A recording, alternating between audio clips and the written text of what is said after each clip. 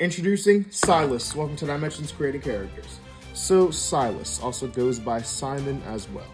But yeah, so he is an archer in this universe. He actually ran a sort of a summer camp sort of thing where he would teach archery to children and everything else. He's a teacher. And he's also best friends with Lucas Starr, who was introduced in the first video, well, at least the video that I released earlier today. But yeah, so as for his character, he was not born with it, even though he's the same species as Lucas Starr. He was unfortunately not born with that overpowered star magic that we were talking about before.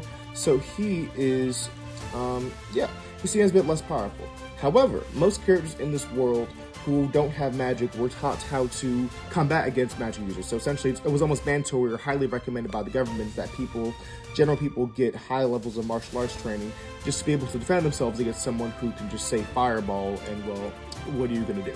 So, exactly. But yeah, so he himself is an archer and he is a part of teaching that martial arts. Him and another good friend that we're going to introduce in the next video. So, last thing I will say about Sylas here, he and the character we're going to introduce after this in the next episode, they were a trio. They were all pretty good friends. Him and Lucas specifically met at around, kindergarten, first grade, middle school area.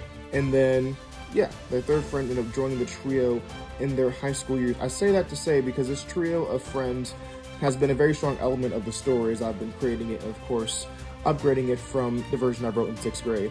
But, yeah, I've always wanted to do a story. Oh my goodness. Sorry.